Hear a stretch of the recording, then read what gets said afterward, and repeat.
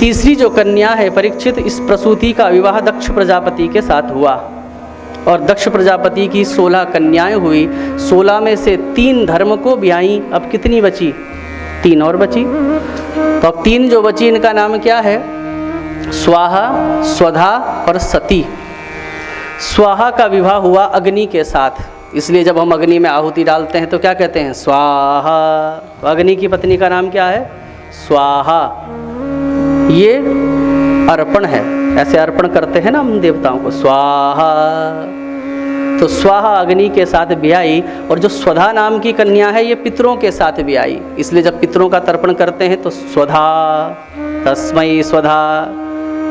तो देवताओं को जब चीज़ दी जाती है अग्नि के माध्यम से तो क्या कहते हैं? इंद्राय स्वाहा, वरुणाय स्वाहा। और जब पितरों को चीज़ दिया जाता है जल आदि तो फिर क्या करते हैं? कहते हैं पंडित जी, ओम तस्मै स्वधा नमः, तस्मै स्वधा नमः, तस्मै स्वधा नमः, इदं सतिलं गंगाजलं तस्मै स्वधा नमः।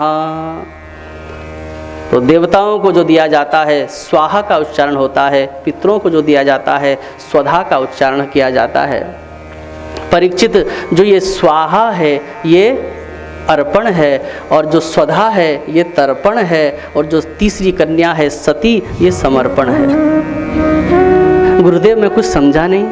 बोले ये सती का विवाह भोले बाबा के साथ हुआ, लेकिन इसने अपने पिता के ही यज्ञ कुंड में जाकर देह त्याग कर दिया, समर्पित हो गई अपने पति के लिए।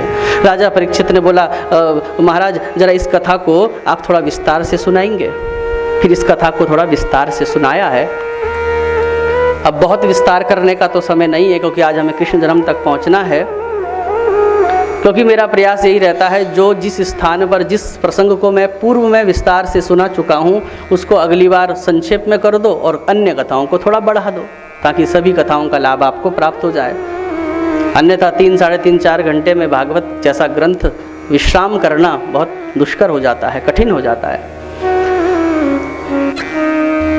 प्रेम से कहिए श्री राधे।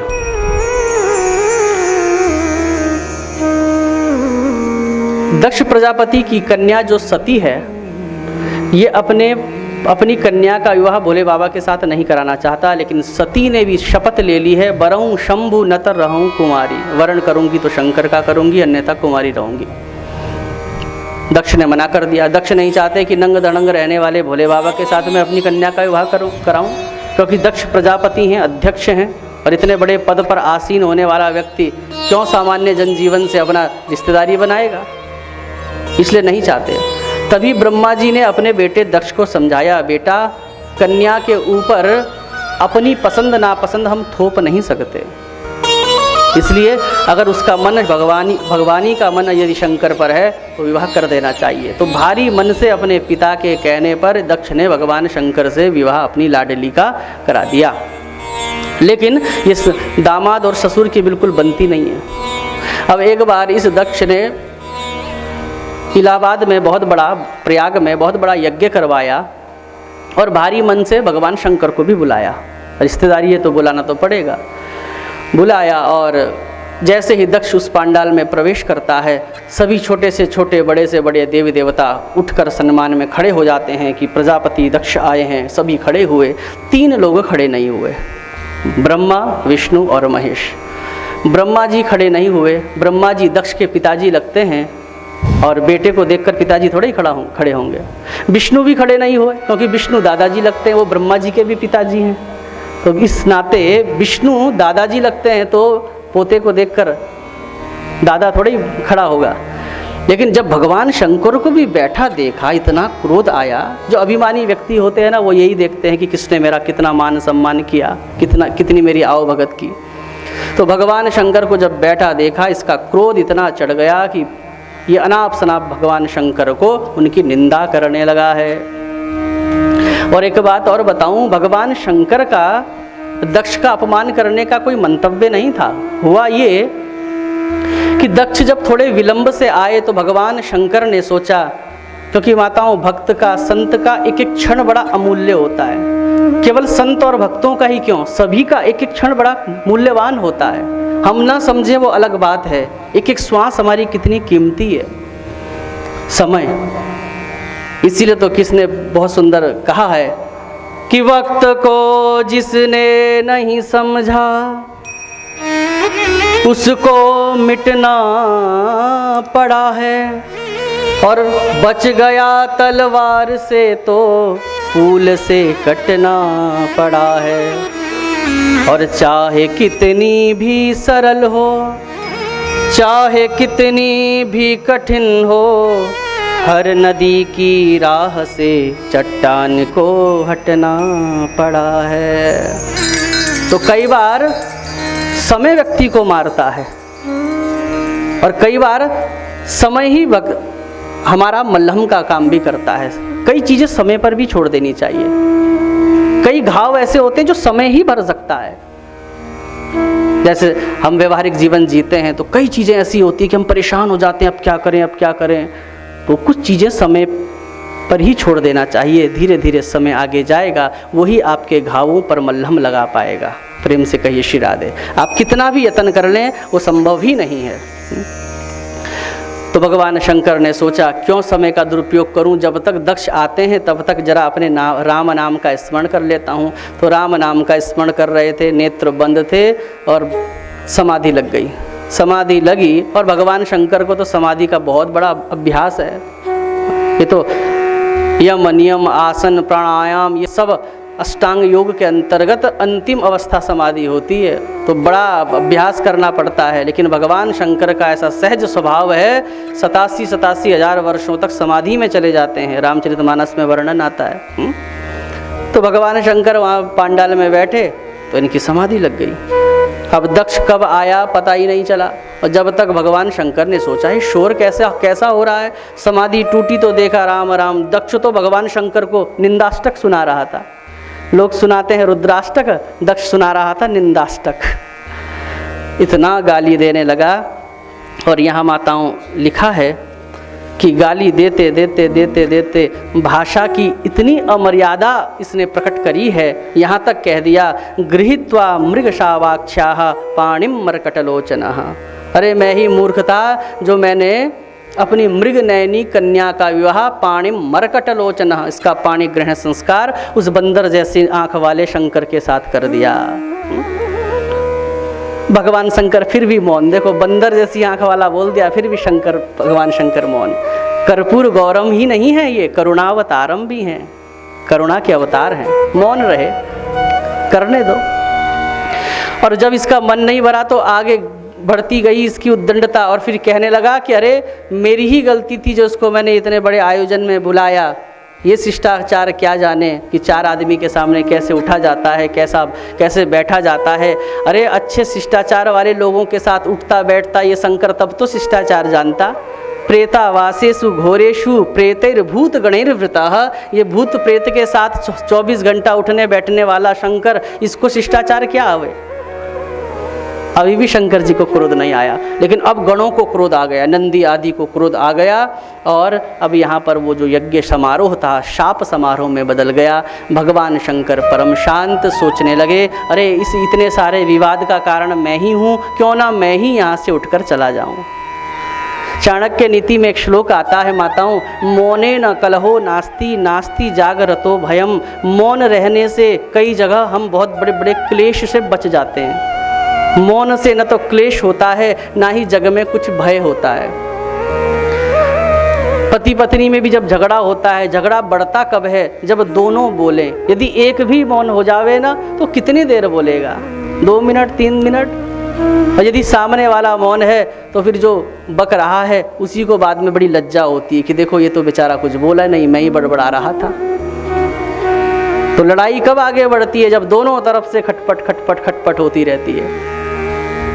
इसलिए जैसे अग्नि यदि कहीं लग रही हो तो अग्नि को बुझाने का प्रयास मत करो, शास्त्र कहता है। क्योंकि अगर मान लिया विशाल दायरे में अग्नि लग रही है तो फिर कई बार तो इतनी फायर ब्रिगेड की गाड़ियां आती हैं तो भी बुझाना असंभव हो जाता है। तो क्या करना चाहिए, बोले यदि कहीं अग्नि आ रही है बढ़ती हुई तो उसके आगे से घास फूस आदि हटा दो, जो भी ज्वलनशील पदार्थ हैं उनको हटा दो। जब उसको पदार्थ प्राप्त नहीं होंगे तो वो स्वतः ही शांत हो जाएगी। तो उसी प्रकार से यदि कभी घर में विवाद भी हो जाए, एक मौन हो जाए, काम बन जाएगा। भगवान शंकर मौन, लेकिन गणों को क्रोध आया। शाप समारोह में एक दूसरे को शाप देने लगे। भगवान शंकर वहाँ से चले गए हैं और घर जाकर ऐसा कुछ भी व्यक्त नहीं कराया सती को कि ससुराल गया था तो इतना अपमान हुआ। सामान्य स्वरूप भगवान शंकर का प्रसन्न है। सती को बिल्कुल अंदेशा भी नहीं हुआ। और अगर आज के पति का ससुराल में अपमान हो जाए तो जरा सोचो, वो सामान्य मुद्रा में आ सकता है?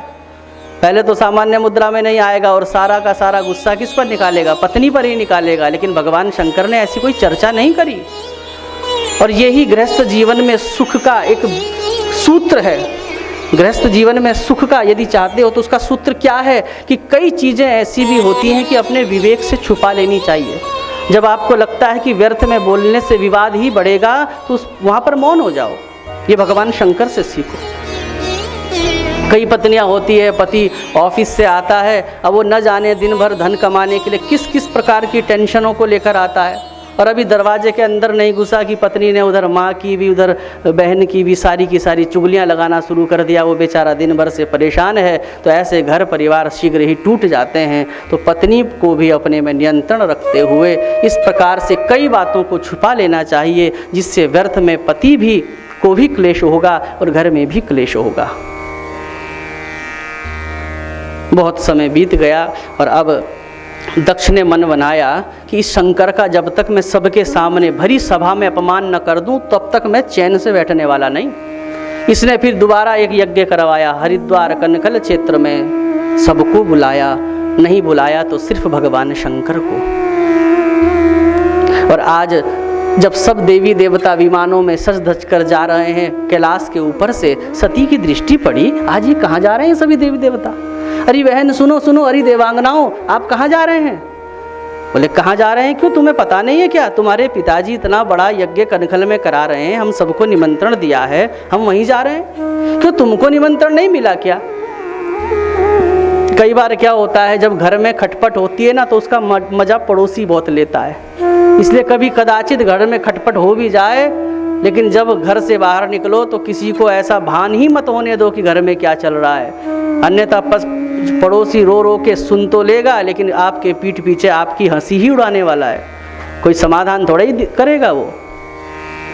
तो यहाँ पर देवांगनाएं कहती है, अच्छा तुमको नहीं बुलाया? तुम्हारे पिता के यहाँ यज्ञ हो रहा है। देखो सती ने फिर अपनी बातें ढकी। सती कहती, अच्छा हो सकता है कि निमंत्रण पत्र पति को दिया हो, मैंने न देखा हो। तुम चलो, मैं भी आती हूँ। भवानी भगवान शंकर के पास गई। भगवान शंकर से आग्रह किया, है भोले बाबा, पिताजी बड़ा सुंदर यज्ञ करवा रहे हैं, जरा चलिए ना।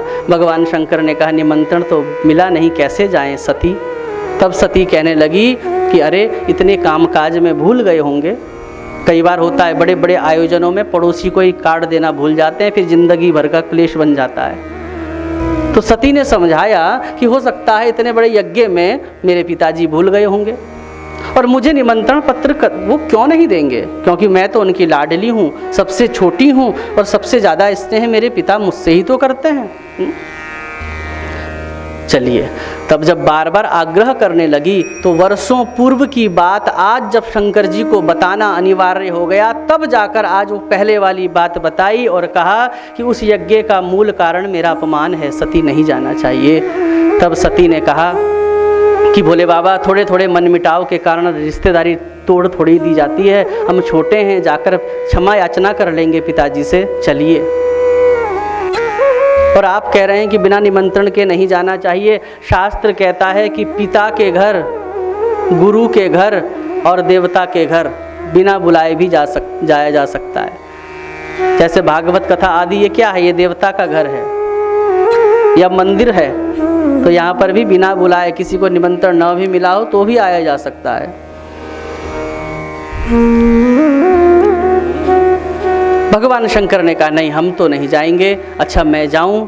भगवान शंकर कहते हैं, यथा योग्यम तथा कुरु। भगवान शंकर ने नेत्र बंद करके जब दिव्य दृष्टि में देखा मन में विचार करने लगे और सती का भविष्य देखते हुए क्या देखा कि यदि मैं सती को रोकता हूँ, जाने से मना करता हूँ मायके पिता के घर, तो माता के प्रेम में, अपने मायके के प्रेम में इस प्रकार से पीड़ित हो जाएगी कि अपने प्राणों को भी धारण न कर पाएगी और इसका मेरे प्रति भी बड़ा दुर्भाव प्रकट होगा।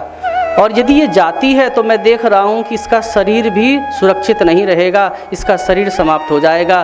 दोनों अवस्थाओं में सती की हानि है, क्या किया जाए? इसलिए भगवान शंकर ने भवानी पर ही छोड़ दिया। बोले यथा योग्यम तथा कुरु, तुम जैसा चाहो वैसा करो। भवानी इस बात से अभी अनभिज्ञ है, उसको आगे का कुछ नहीं पता। वो तो बेचारी मायके में बड़ी जाने के लिए बड़ी उत्साहित है। तो अच्छा ठीक है, बोले बाबा मैं चलती हूँ, 1-2 दिन में आ जाऊँगी।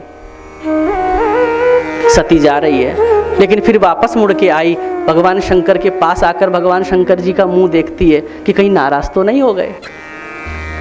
मैंने बहुत जिद किया जाने के लिए, लेकिन भगवान शंकर के चेहरे की प्रसन्नता देखकर फिर मन में विचार आया कि अरे नाराज क्यों होंगे, कह तो दिया उन्होंने जैसा मन आवे वैसा करो। फिर गेट तक जाती है, फिर भागकर वापस आती है। ओहो, कदाचित अगर नाराज हो गए होंगे तो क्या करूँगी। लेकिन फिर मन में ये विचार किया, अरे मेरे भोले बाबा का स्वभाव तो मैं जानती हूँ, और पति का स्वभाव पत्नी से अधिक कौन जान सकता है। मैं अपने पति का स्वभाव जानती हूँ। मेरे भोले बाबा करुणा के अवतार हैं, क्रोध करेंगे नहीं, और कदाचित यदि गुस्से में होंगे भी तो क्षणे रुष्टा क्षणे तुष्टा, रुष्टा तुष्टा क्षणे क्षणे, ये तो क्षण में रुष्ट हो जाते हैं। और थोड़ा सा गंगा जल चढ़ा दो ना तो इतने में तुष्ट भी हो जाते हैं, ज़्यादा कुछ नहीं चाहिए। अगर कदाचित रुष्ट हो भी गए तो 1 लोटा गंगा जल चढ़ा दूंगी तो शांत हो जाएंगे। भगवान शंकर, गंगा जल जो है ना वो शीतलता का प्रतीक है। शंकर जी क्यों इतने शीतल हैं? क्योंकि गंगा जल उनकी जटाओं में है, और उनके जटाओं में चंद्रमा है, चंद्रमा शीतल होता है। प्रेम से कही याद है। और सती वहाँ से निकली है, भगवान शंकर ने नंदी पर आरूढ़ कराया है और नंदी को कहा है कि जो सती की जितनी भी स्मृतियां हैं वो कंदुक के रूप में, वो मैना पक्षी के रूप में, वो सब कुछ है नंदी, तुम ले जाओ। नंदी ने कहा, हे भोले बाबा, आप तो सती की सारी सामग्रियां इस प्रकार से बेच रहे हैं जैसे सती मायके से वापस नहीं लौटेगी।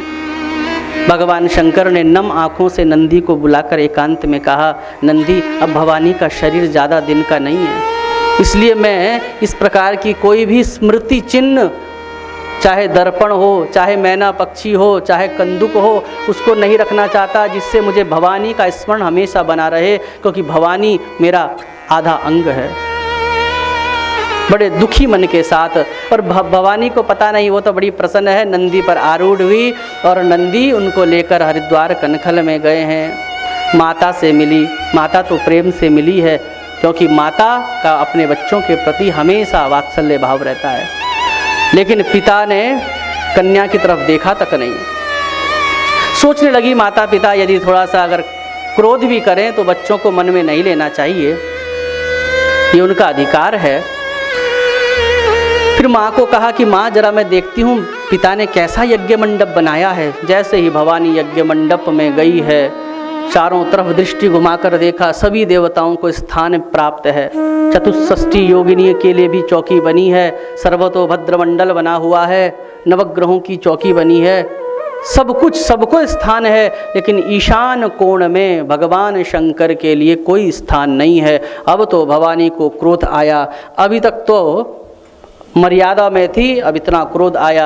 भवानी दौड़ती हुई, रक्त आँखों को करती हुई, ताम्र पात्र की तरह आँखें हो गई हैं, होंठ कपकपाने लगे हैं, दौड़ती हुई गई, अपने पिता से कहने लगी, हे दक्ष, तुझे थोड़ा सा ऊंचा पद क्या प्राप्त हो गया कि इतना अहंकार हो गया कि भगवान शंकर शिव शिव शिव शिव, शिव का अर्थ ही होता है कल्याण। ये 2 अक्षर जिसकी जिह्वा पर हमेशा नृत्य करते हैं, इन 2 शब्दों से जिसकी जिह्वा हमेशा भीगी भीगी सी रहती है, ये शिव शिव के 2 शब्द जिसकी जिह्वा पर तांडव करते हैं, उस व्यक्ति को भगवान अकाल मृत्यु यमराज के मुख से भी निकालने की क्षमता रखते हैं। ऐसे शिव का, ऐसे मेरे प्राण प्रियतम प्रभु का तुमने अपमान किया है। कदाचित एक पतिव्रता स्त्री अपना अपमान सहन कर सकती है, लेकिन अपने पति का कभी नहीं। इसलिए हे दक्ष, तुमने बहुत बड़ा अपराध किया है, अब मैं यहाँ से वापस भी नहीं जा सकती कैलाश। शास्त्र कहता है जहाँ पर अपने पति की निंदा हो रही हो, कर्णों पिधाय, वहाँ पर कान में उंगली डालकर उस जगह से चला जाना चाहिए। मैं कान में उंगली डालकर वापस नहीं जा सकती, क्योंकि भगवान शंकर मुझे कभी कभी दक्ष कन्या के रूप में दाक्षायणी कहकर पुकारते हैं। जैसे द्रुपद की कन्या द्रौपदी, जनक की कन्या जानकी, वैसे ही दक्ष की कन्या दाक्षायणी। तो यदि मैं यहाँ से वापस भगवान शंकर के पास जाऊंगी, कहीं भगवान शंकर ने मुझे ऐसा कह दिया कि आओ दाक्षायणी, और मैं नहीं चाहती कि इस शरीर से किसी अभिमानी के शरीर को जोड़कर कहा जाए, लेकिन जब तक ये शरीर है तब तक बाप बेटी का संबंध तो बना ही रहेगा। इसलिए मैं प्रतिज्ञा करती हूँ, अतस्तवोत्पन्नमिदं कलेवरम न धारिष्ये, इसलिए मैं तुमसे उत्पन्न एक अभिमानी के शरीर से उत्पन्न इस शरीर को ही धारण नहीं करूँगी। ऐसा विचार किया, दौड़ती हुई गई है, यज्ञ मंडप के सन्निकट विराजमान हुई है, उत्तर की ओर मुख किया है। उत्तर में है कैलाश, इसलिए शिवलिंग का मुख किधर भी हो, लेकिन जलहरी का मुख हमेशा उत्तर की ओर होता है। अपने भगवान शंकर का श्री चरणों का स्मरण किया है, हे भोले बाबा मेरे अपराध को क्षमा करना, आपने इतना मना किया था, मैंने कई बार आपकी आज्ञा की अवहेलना की है भोले बाबा। क्षमा याचना करती हुई अग्निदेव का आह्वान किया है। अग्निदेव ने अंगूठे में प्रवेश किया है और सती का वो शरीर भर भरा कर भस्मीभूत हो गया। भागवत के अनुसार भस्मीभूत हो गया और विष्णु पुराण के अनुसार शरीर से प्राण चला गया, शरीर वहीं पड़ा है विष्णु पुराण की कथा के अनुसार। क्योंकि कल्प भेद के कारण कथाओं में थोड़ा भेद मिलता है, तो वहाँ पर जब भगवान शंकर आए हैं, भगवान शंकर ने विष्णु पुराण की कथा के अनुसार अपने कंधे पर वो शव लेकर सती का यत्र तत्र भटकने लगे हैं, क्योंकि अर्धनारीश्वर हैं भगवान शंकर। आधा अंग खंडित हो गया है, बड़े पीड़ित हैं और पूरे ब्रह्मांड में, पूरे पृथ्वी में भ्रमण करने लगे हैं भगवान शंकर बहुत समय तक। जब विष्णु भगवान ने देखा शंकर जैसा वैरागी अपनी पत्नी के शव को इस प्रकार से लेकर घूम रहा है, समाज में अच्छा संदेश नहीं जाएगा, इसलिए भगवान विष्णु ने अपने चक्र से उस सती के अंगों को, एक एक अंगों को अलग अलग करके काट दिया है। 52 टुकड़े किए हैं। कई लोग 51 बोलते हैं, लेकिन 51 सही नहीं है, 52 टुकड़े हुए हैं। 51 सुनने में थोड़ा ठीक लगता है, तो 51, 21 वो रटे रहते हैं शब्द, इसलिए 51 बोलते हैं, लेकिन 51 नहीं, 52 टुकड़े हुए हैं। और वो 52 अंग जहाँ जहाँ पर गिरे हैं, वहाँ वहाँ पर शक्ति पीठ का निर्माण हुआ है। जहाँ पर बाल गिरे हैं भवानी के, वहाँ पर कात्यायनी मैया प्रकट हुई हैं। जहाँ पर सती की जीभ गिरी है, वहाँ पर ज्वाला देवी प्रकट हुई है। जहाँ पर नैन गिरे हैं, वहाँ पर नैना देवी हिमाचल में वहाँ प्रकट हुई है। और एक नेत्र नैना देवी में गिरा, और एक ऐसा भी कहा जाता है कि एक नेत्र हमारे ही उत्तराखंड नैनीताल में गिरा, इसलिए वो नैनी झील के रूप में वहाँ पर नैना देवी का वहाँ पर भी मंदिर है, एक मत ऐसा भी है।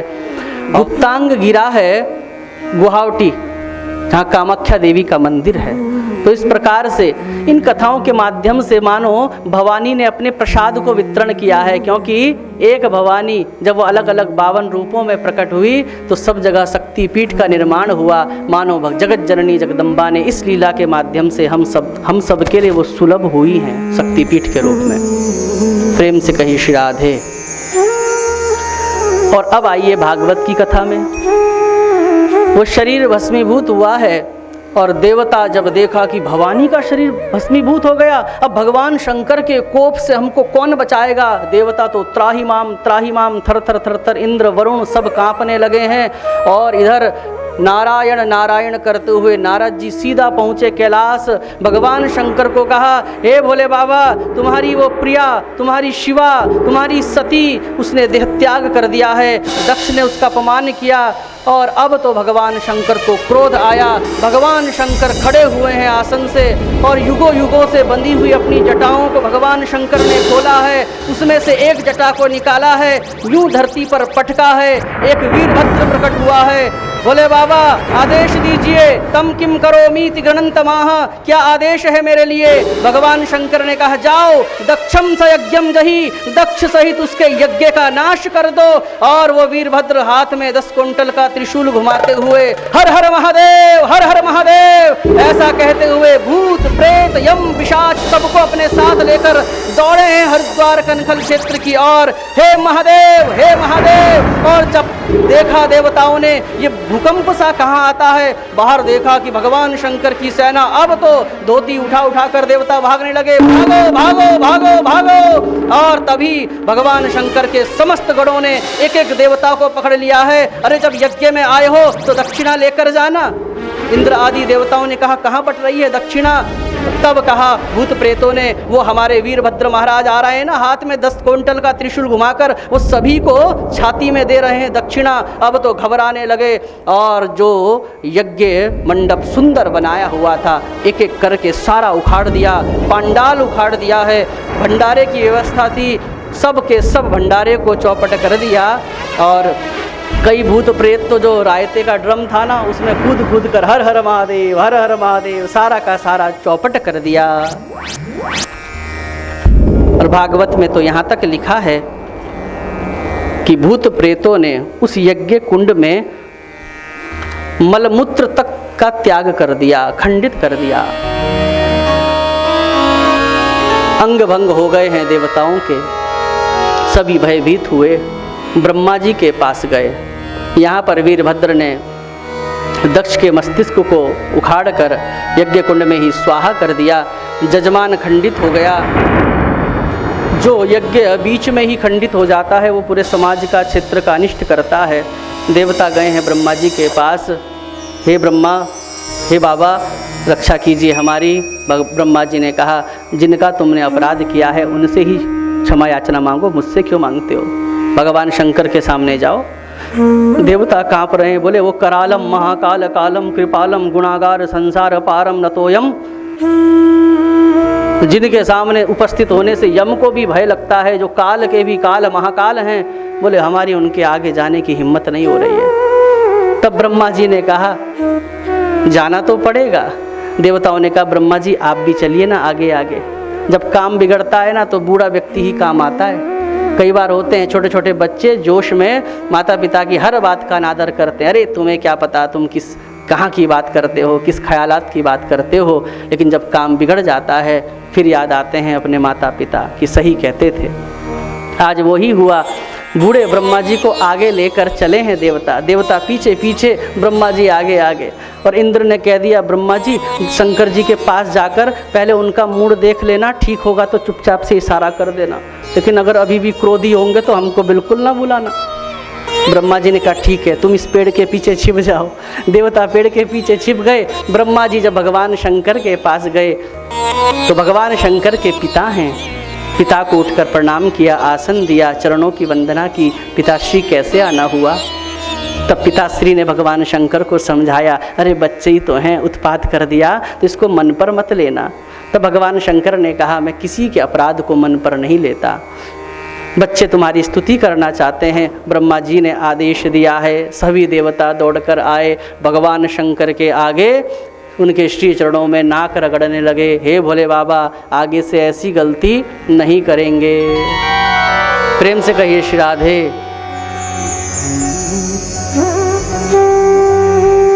और देवताओं ने बड़ी सुंदर स्तुति की है। तो आइए हम भी भगवान शंकर की थोड़ी स्तुति कर लें।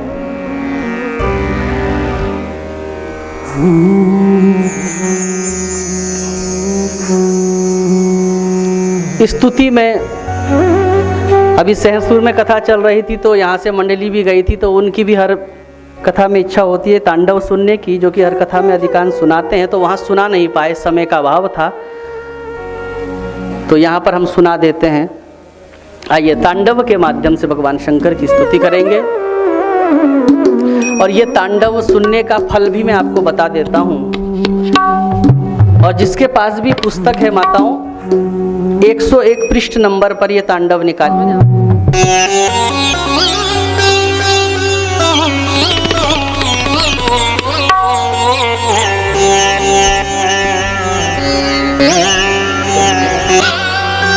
जब रावण सर्व विजयी हुआ, दशों दिशाओं को जीत लिया, तो सोचने लगा कि गौरी हरण लालसा, भवानी का भी हरण कर लेता हूँ लंका में, जैसे सीता का हरण किया।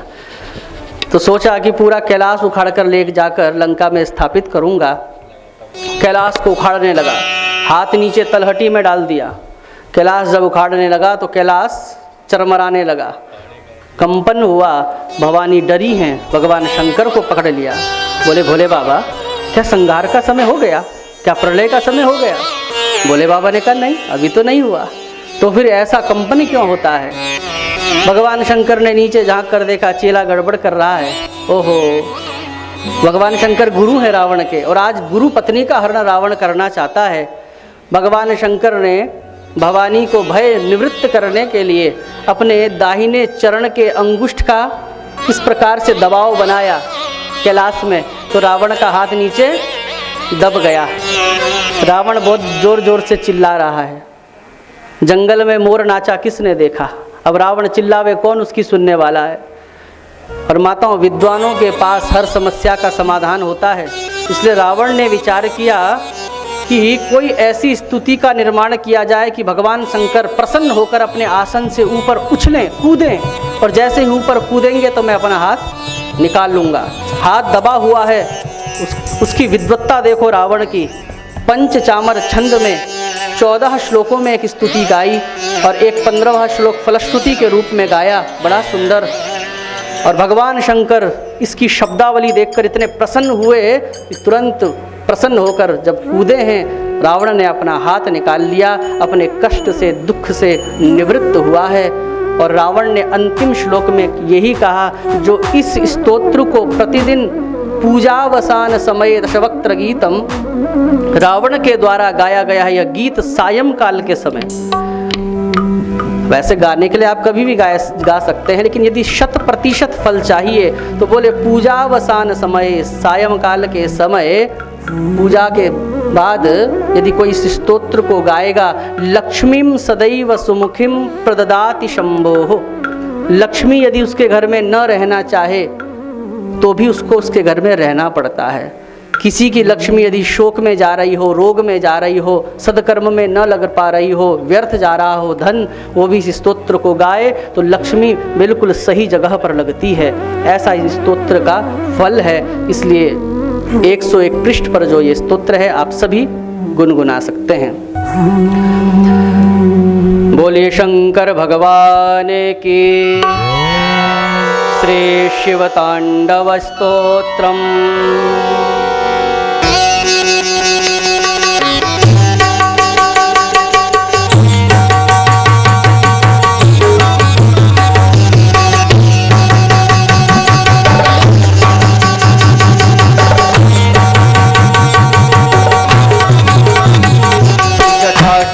गलच्चल प्रवाह पावितस्थले कलेवलं विलम्बिताम्बुजंग तुंगमालिका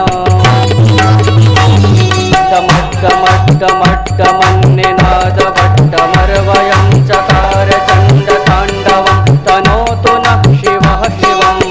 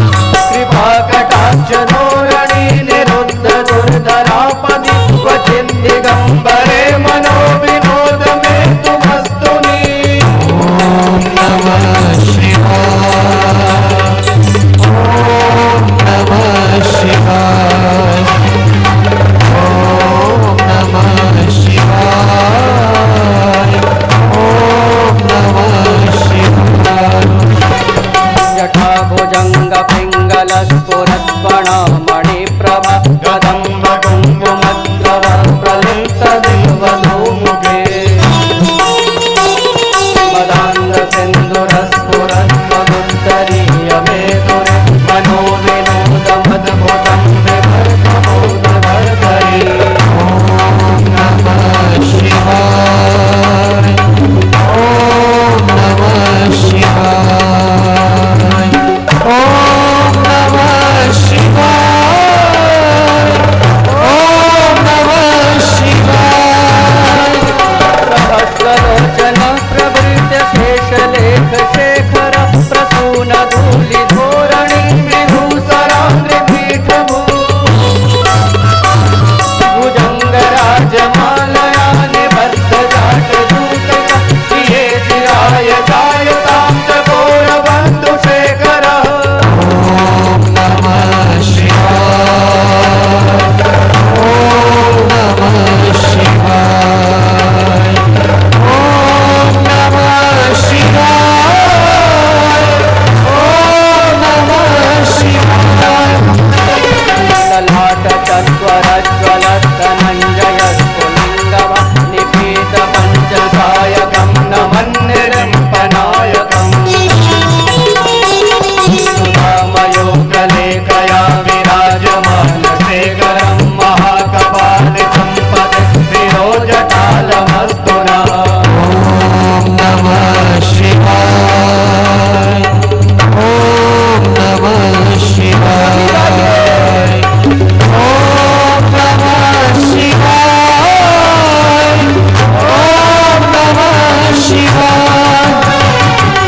भाल भाल पट्टिका धगद् धगद् धगज्ज्वलद् धनञ्जयाहुतीकृता प्रचण्ड पञ्चसायके धराधरेन्द्र नन्दिनी कुशाग्रचित्रपत्रक प्रकल्पनेकशिल्पिनी लोचने रतिर्ममा। ॐ नमः शिवाय, ॐ नमः शिवाय, ॐ नमः शिवाय, ॐ नमः शिवाय। नवीन मेघमण्डले निरुद्ध दुर्धरस्फुरद्गुहो निषेधिवेतमः प्रबन्धबन्धकन्दरानि निलिम्प निर्झरीधरस्तनो सुकृत्य सिन्धुरा कलानिधानबन्धुरा श्रियं जगद्धुरन्धरः। ॐ नमः शिवाय, ॐ नमः शिवाय, शंकर भगवान। ॐ नमः शिवाय, ॐ नमः शिवाय। प्रफुल्ल नील पंकजा प्रपंच कालिम प्रभा वलंबित कंदलीरुते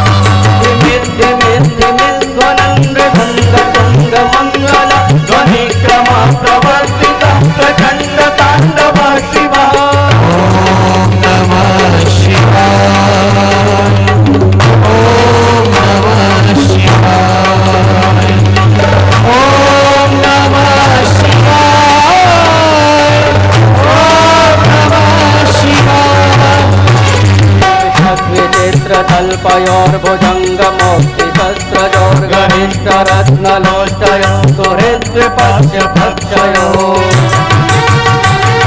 विहारविन्दचक्षुषो प्रजामहि महेन्द्रयो समग्रवृत्तिकर्कदा सदा शिवं भजाम्यहम्। ॐ नमः शिवाय। ॐ नमः शिवाय। ॐ नमः शिवाय। ॐ नमः शिवाय। तथा निलिम्बनिर्झरीनिकुञ्जकोटरे वसन् विमुक्तदुर्मती सदा शिरस्तमञ्जलिं वहन्। विलोललोललोचनोललामपाललग्नता विवेति मन्त्रमुच्चरन् सदा सुखी भवाम्यहम्। ॐ नमः शिवाय। ॐ नमः शिवाय। ॐ नमः शिवाय। ॐ नमः शिवाय। इमं हि नित्यमेव मुक्तमुत्तमोत्तमं स्तवं पठन् स्मरन् ब्रुवन्नरो विशुद्धिमेति सन्ततम्। हरे गुरो सुभक्तिमासु याति नान्यथा गतिं विमोहनं हि देहिनासु शङ्करस्य चिन्तनम्। ॐ नमः शिवाय। ॐ नमः शिवाय। ॐ नमः शिवाय। ॐ नमः शिवाय। जटाटवीगलज्जलप्रवाहपावितस्थले कलेवलं कलम्बिताम्बुजङ्गतुङ्गमालिका जटाटवीगलज्जलं प्रवाहपावितस्थले कलेवलं कलम्बिताम्बुजङ्गतुङ्गमालिका डमड्डमड्डमड्डमण्डमर्वयं चण्डताण्डवं तनोतु नः शिवा शिवा चण्डताण्डवं तनोतु नः शिवा शिवा तनोतु नः शिवा शिवा तनोतु नः शिवा शिवा।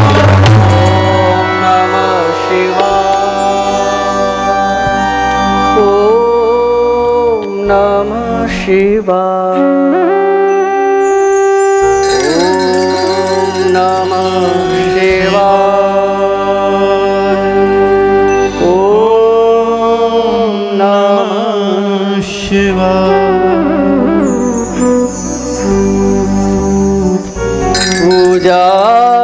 पूजावसान समये दशवक्त्रगीतम्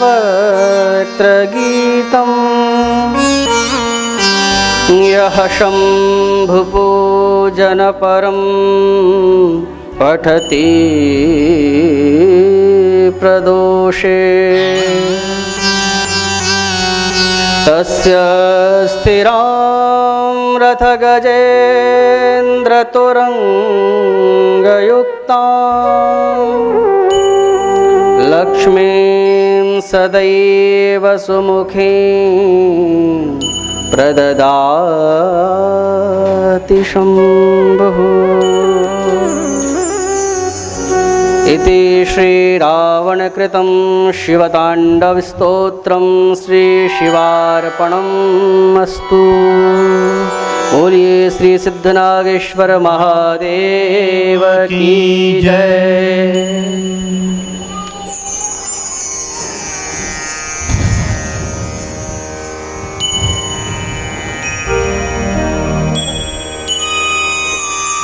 प्रेम से कहिए शिवाय नमः।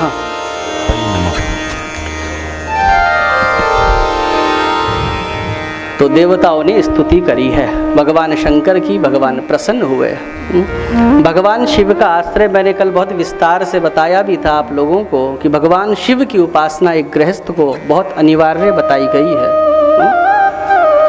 और हमें ये सौभाग्य प्राप्त है यहाँ पर जो भी माताएं बैठी हैं कि भगवान शंकर जी के श्री सिद्ध नागेश्वर धाम के लिए जिसका भी धन भगवान शंकर स्वीकार कर रहे हैं उनको ये सौभाग्य प्राप्त हो रहा है। व्यासपीठ से उनकी और उनके धन की, उनके परिवार की मैं बहुत बहुत प्रशंसा शुभकामनाएं देता हूँ।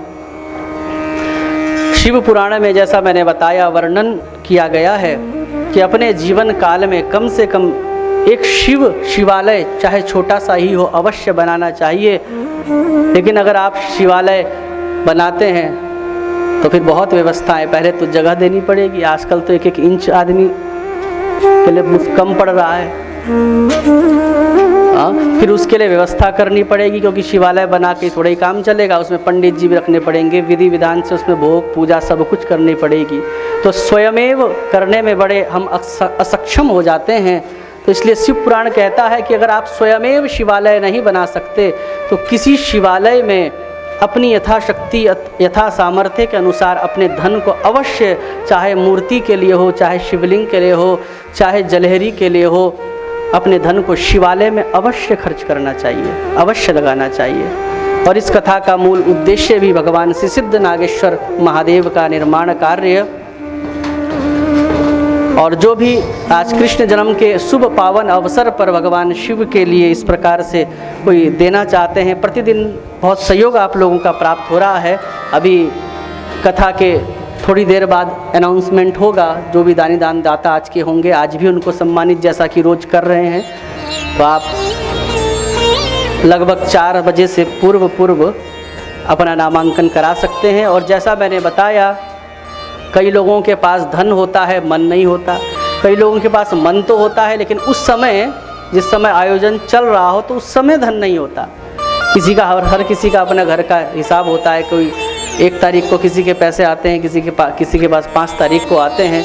तो ऐसे जो लोग हैं जिनके पास वर्तमान में धन नहीं है लेकिन उनका मन बहुत बड़ा है, तो उनके लिए भी पीछे आचार्य जी के पास ऐसी व्यवस्था है कि वो अपने नाम की और जो भी उनका संकल्प है, आप 5,000 11,000 घोषणा कर सकते हैं और वर्तमान में 1,000 रुपये आप जमा करा सकते हैं। और हर महीने 1,000 रुपये देकर, यदि आपके 5,000 रुपये हैं तो आप उसको 5 महीने में पूरा कर सकते हैं। और यदि आप 11,000 का संकल्प लेते हैं तो उसको आप 1,000 रुपये हर महीने जमा कराकर आप 11 महीने में उस राशि को पूरा कर सकते हैं। यही निवेदन है माताओं। ऐसा अवसर बार बार नहीं आता। 2, 4, 5, 10,000 रुपये तो महीने में हम चाय नमकीन बिस्किट ही खा देते हैं। हम बचाना चाहें तो कहीं से भी बचा सकते हैं। तो भगवान के लिए टाल बुराई नहीं करनी चाहिए। सद्भागी बने हैं आप। तो इस प्रकार से देवताओं ने भगवान शंकर की स्तुति करी है और भगवान शंकर ने उनके कष्ट की निवृत्ति की है। तो मैं भगवान शंकर जी से प्रार्थना करता हूँ, जिन्होंने भी सहयोग प्रदान किया, हे भोले बाबा, जैसे आपने समस्त देवताओं का यथोचित समाधान किया, उनको उनके कष्ट से निवृत्त किया, आप दान दाताओं के परिवार को भी हमेशा ही उनके कष्टों का हरण करते रहना और अपनी हमेशा कृपा दृष्टि उस परिवार पर बनाकर रखना। देवताओं ने आग्रह किया भगवान शंकर के पास जाकर कि उस यज्ञ को पूर्ण कीजिए। भगवान शंकर को लेकर कनखल गए हैं। दक्ष का जो धड़ पड़ा हुआ था, बकरे का सर लगा दिया है। और अब उस दक्ष ने भगवान शंकर की बड़ी सुंदर स्तुति की है। दक्ष उवाच भूयाननुग्रह अहो भवता कृतो में दंडस्त्वया मयि भृतो यदपि प्रलब्धः न ब्रह्मबन्धो शुचवां भगवन् नवज्ञा तुभ्यं हरेश कुत एव धृतव्रतेषु। जैसे कि शरीर में कोई फोड़ा हो जाए तो उस फोड़े को फोड़कर, या कोई अंग में कैंसर हो जाए तो अंग भले ही काटना पड़े काट देता है आदमी, क्योंकि पूरे शरीर की रक्षा करनी है।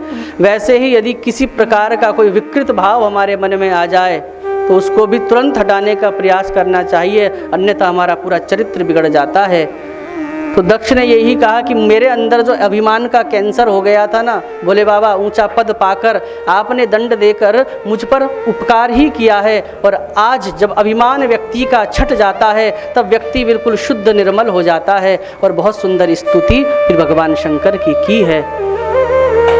और यहाँ पर बताया गया है कि ब्रह्मा विष्णु महेश हे दक्ष, इन तीनों को तुम अलग मत समझना। शिवस्य हृदयं विष्णु विष्णोश्च हृदयं शिवं तयोरप्यंतरम नास्ति भेदकृत नरकम व्रजेत। ब्रह्मा विष्णु महेश ये सब एक दूसरे के हृदय हैं। शिव का हृदय विष्णु है, विष्णु के हृदय शिव हैं। इनमें जो थोड़ा सा भी भेद समझता है बाल बराबर भी, बोले भेद कृत नरकम व्रजेत, वो नरकगामी होता है। भगवान राम ने जब लंका पर विजय प्राप्त करने का मन बनाया तो समुद्र लांघने से पहले भगवान शंकर को ही स्थापना किया। भगवान विष्णु की शिव के प्रति भक्ति देखो, लिंग थापि विधिवत करी पूजा, शिव समान प्रिय मोहि न दूजा, ऐसा राम जी कह रहे हैं। मतलब विष्णु कह रहे हैं शिव समान प्रिय मोहि न दूजा। और यहां तक कह दिया राम जी ने कि शिव द्रोही मम दास कहावा, सो नर सपनेहु मोहि न पावा। शंकर जी का तो विरोध करता है और मेरा दास कहलाता है, मेरी खूब सेवा करता है। बोले सो नर सपनेहु मोहि न पावा, वो नर प्रत्यक्ष में तो छोड़ो, सपने में भी मुझको प्राप्त नहीं कर सकता। तो ऐसे ही भगवान विष्णु की शिव भक्ति है। भगवान विष्णु की ऐसी शिव भक्ति है कि एक बार भगवान विष्णु ने संकल्प लिया कि हे भोले बाबा, मैं प्रतिदिन 1000 कमल पुष्पों से आपकी अर्चना करूँगा। तो अर्चना करने का संकल्प ले लिया। 1000 नामों से 1000 कमल पुष्प भगवान नारायण शंकर जी को, हमारे सिद्ध नागेश्वर महादेव को चढ़ाते हैं। तब एक दिन विष्णु भगवान की परीक्षा लेने के लिए भगवान शंकर जी ने एक कमल गायब कर दिया। 999 बचे। 999 कमल पुष्पों से, भगवान के 999 नामों से जब भगवान शंकर को 999 कमल चढ़ाए, तो जब 1000वां कमल उठाने के लिए ऐसे टोकरे में हाथ करा तो टोकरा खाली था। अब पूजा पूरी नहीं हुई, संकल्प पूरा नहीं हुआ। अगर उठ के जाएंगे कमल लेने के लिए तो संकल्प खंडित हो जाएगा, क्योंकि एक पूजा पूरी करे बगैर उठ जाना, पूजा के फल में अल्पता आ जाती है, न्यूनता आ जाती है। तो अब उठकर जा सकते नहीं, और संकल्प लिया है 1000 का, संकल्प पूरा ना हो तो भी व्यक्ति पाप का भागी बनता है। अब 999 चढ़ा दिए, एक और चढ़ाना है, तो क्या करें। तब भगवान विष्णु ने सोचा कि मेरे भक्त जब मेरी पूजा करते हैं, मेरा स्मरण करते हैं, जो मेरे प्रेमी जन हैं, वो क्या कहते हैं कि प्रभु आपके हस्त कमल, प्रभु आपके चरण कमल, प्रभु आपके नेत्र कमल, आपके चरण कमल के जैसे हैं, आपके हाथ कमल के जैसे हैं, और आपके नेत्र कमल, आपके जो नेत्र हैं ये भी किसकी भांति हैं, कमल की भांति हैं, कमलाक्ष हैं प्रभु।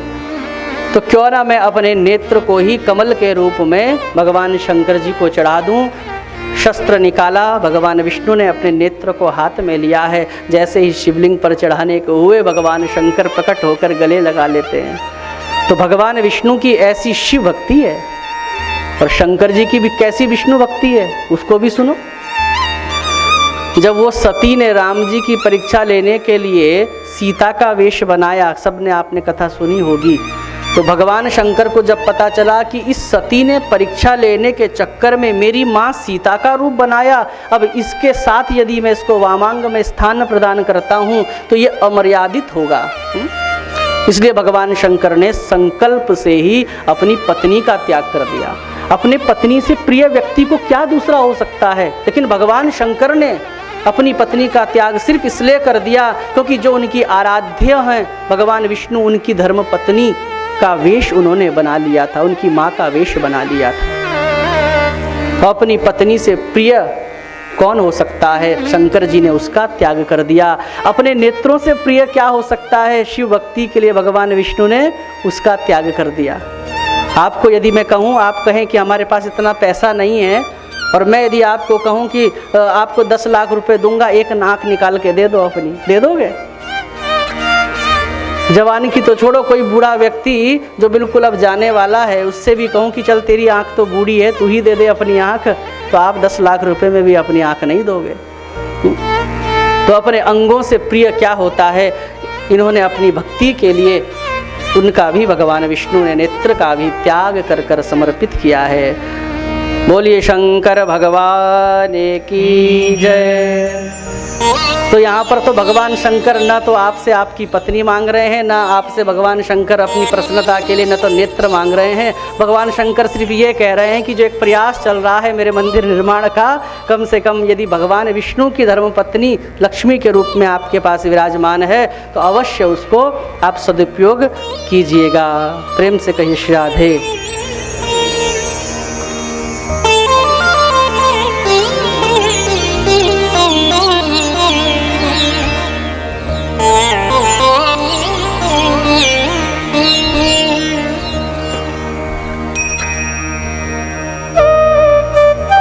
तो आकुति देवहूति प्रसन्न किए, अब 2 पुत्र हैं, प्रियव्रत और उत्तानपाद। प्रेम से कहिए श्री राधे। तो पहले पुत्र का चरित्र श्रवण कराया है उत्तानपाद राजा का।